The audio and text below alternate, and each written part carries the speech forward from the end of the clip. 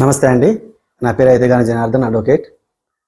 ఒక ముఖ్యమైన విషయాన్ని సమాచారం ఇవ్వడం కోసం ఈరోజు మీ ముందుకు రావడం జరిగింది.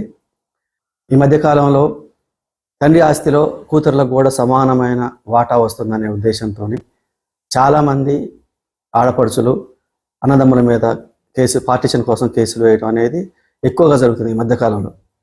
ఇట్లాంటి కేసుల్లో కొంతమంది అవగాహన ఉండి లేక, ఈ విషయం మీద పూర్తి అవగాహన లేక కోర్టులను ఆశ్రయిస్తున్నారు. చాలా అంటే చాలా టైం వేస్ట్ అవుతుంది కొంతమందికి డబ్బులు కూడా వేస్ట్ అవుతున్నాయి. ఈ మధ్యకాలంలో ఈ కోర్టు కేసులు తేలే లోపు అన్నదమ్ముల మధ్యలో, అక్కచెల్లెళ్ళ మధ్యలో ఉండాల్సిన సంబంధాలు అనేవి దెబ్బతింటున్నాయి. ఈ మధ్యకాలంలో రియల్ ఎస్టేట్ వల్ల భారీగా పెరిగిన భూముల ధరల వల్ల ఇటువంటి కేసులు కోర్టులో ఎక్కువ నమోదవుతున్నాయి. అయితే ఏ సందర్భంలో తండ్రి ఆస్తిలో కూతుర్లకు వాటా వస్తుంది, ఏ సందర్భంలో రాదు సమాన వాటా అనే దాని మీద ఒక చిన్న విషయాన్ని మననంలో పెట్టుకోవాలి కేసు ఇచ్చేటప్పుడు. ఆ విషయంపై అవగాహన కలిగించడానికి ఈ వీడియో చేయడం జరుగుతుంది. దీనికంటే ముందు మనం ఒక విషయం స్పష్టంగా తెలుసుకోవాలి. ఒక వ్యక్తి తన స్వార్జితమైనటువంటి ఆస్తిని ఎవరికైనా దానం చేయొచ్చు, దారదత్తం చేయొచ్చు. దాంట్లో వాటా అడిగే హక్కు ఎవరికీ లేదు.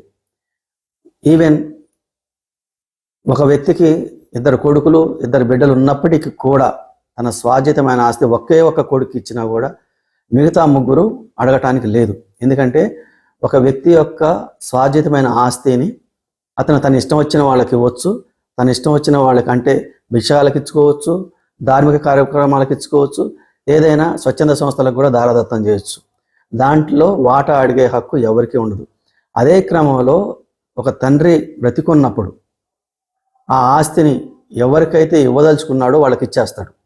ఉదాహరణ చెప్పాలంటే, తండ్రి తనకున్న కూతుర్లు ఇద్దరికి కూడా కట్న కానుకలు ఇచ్చి పెళ్లి చేస్తాడు. వాళ్ళ అత్తగారింటికి వెళ్ళి కాపురం చేసుకుంటారు. ఈ ఒక 15 సంవత్సరాల తర్వాత ఈ తండ్రి కాలం చేస్తాడు. అన్నదమ్ములు ఉంటారు, వీళ్ళ మధ్య సంబంధ బాంధాలు ఉండొచ్చు, ఉండకపోవచ్చు. ఏదో ఒక సందర్భంలో ఏమవుతుందంటే, ఈ ఆడపడుచుల మధ్య, ఈ వదినామర్దల మధ్య చిన్న పెట్టుబడి విషయాలు కావచ్చు, పెట్టుపోతలు కావచ్చు, ఇచ్చే రెస్పెక్ట్ ఇవ్వడం లేకపోవచ్చు కావచ్చు, లేదా అన్నదమ్ములు ల్యాండ్ అమ్ముకునే సమయంలో దానికి ఎక్కువ విలువ ఉండటం వల్ల కానీ ఈ మీడియేటర్స్ ఏం చేస్తారంటే, ఈ ఆడపడుచులను అప్రోచ్ అయ్యి వాళ్ళని రెచ్చగొట్టి కావాలనే ఇందులో డిస్ప్యూట్ క్రియేట్ చేసి కోర్టులను ఆశ్రయించే పరిస్థితి తీసుకొస్తున్నారు. వాస్తవానికి తండ్రి బతుకున్నప్పుడు ఆ ప్రాపర్టీని కూతుర్లకి కట్న కానుకల కింద ఎంతో కొంత ఇస్తాడు. ఈ కట్న కానుకలు అనేవి ఎక్కడ బిల్లు ఉండదు. వీటికి ఇచ్చే లక్షలైనా సరే ఆ అన్నదమ్ములు కానీ తండ్రి కానీ కలిసే పెళ్లి చేస్తారు. వాటికి సంబంధించిన ఖర్చులు కానీ దాంట్లో కానీ ఏ రకమైన వాటా కానీ అన్నదమ్ములు కోరరు. బాధ్యతాయుతంగా పెళ్లిళ్ళు చేస్తారు. ఎంత కట్నాలైనా ఇస్తారు. పసుపు కుంకుమల కింద వాళ్ళకి ఇచ్చే ఏ రకమైన కట్నాలైనా, ఏ రకమైన బహుమతులైనా సంతోషంగా ఇచ్చి పంపిస్తారు. మిగిలిన ఆస్తి దగ్గరకు వచ్చేసరికి అన్నదమ్ములకి షేర్ చేస్తుంటారు. ఈ ఆస్తిలో మాకు కూడా వాటా ఉందని మళ్ళీ తిరిగి ఆడపడుచులు కేసులు దావాలేయటం జరుగుతుంది. ఈ క్రమంలో మనం చూసుకుంటే చాలా వరకు తల్లిదండ్రులు బ్రతికుండగానే కొడుకులకి వాటాలు పంచి తర్వాత కాలం చేస్తారు. కొన్ని సందర్భాల్లో అర్ధాంతరంగా చనిపోతే తప్ప వృద్ధాప్యం వరకు తండ్రి బతికుంటే దాదాపు 99% సెటిల్ చేసి చనిపోతారు. ఎప్పుడైతే తండ్రి చనిపోతాడో, ఎప్పుడైతే అన్నదమ్ముల మధ్య, ఆడపడుచుల మధ్య గొడవలు తయారవుతాయో ఆ సందర్భంలో ఏమవుతుందంటే, ఆడపడుచులు తండ్రి సంపాదించిన ఆస్తిలో మాకు సమాన హక్కులు కావాలని దావాలేస్తున్నారు.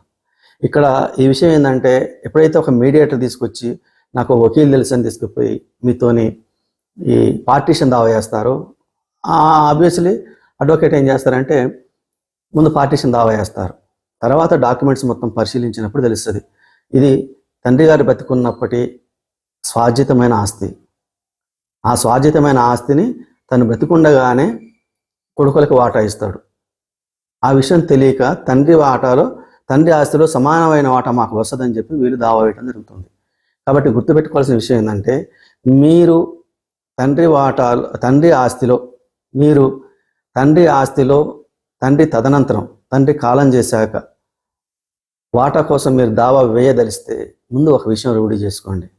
మీ తండ్రి గారికి వచ్చిన ఆస్తి పూర్వీకుల ఆస్తి లేదా ఆయన స్వార్జితమా?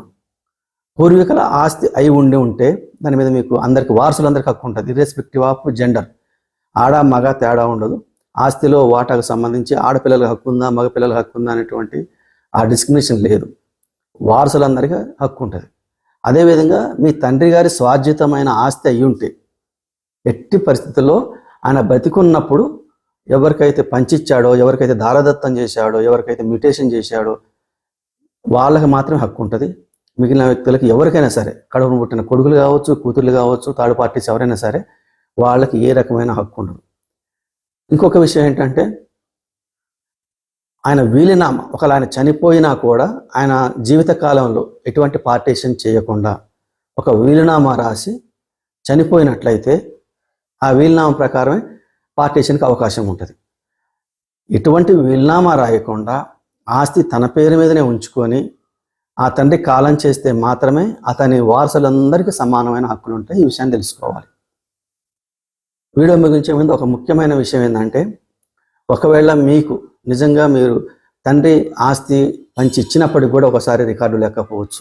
మీకు వాటాలు భాగ పంపకాలు అనేవి నోటితో చెప్తే సరిపోదండి. అది ఖచ్చితంగా రికార్డ్ అయి ఉండాలి. రికార్డుల్లో రెవెన్యూ రికార్డులు నమోదై ఉండాలి.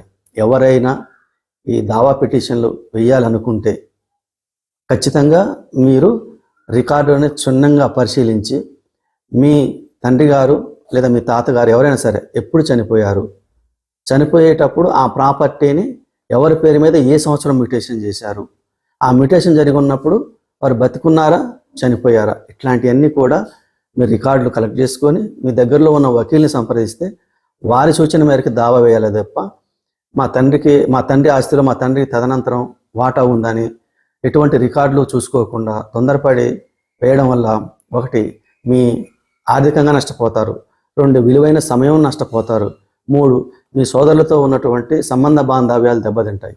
అది ఆ కేసులు ఎప్పటి వరకు 10 ఏళ్ళు పట్టవచ్చు, 12 ఏళ్ళు పట్టవచ్చు. ఈ మధ్యకాలంలో మీ మధ్య గ్యాప్ పెరుగుతుంది.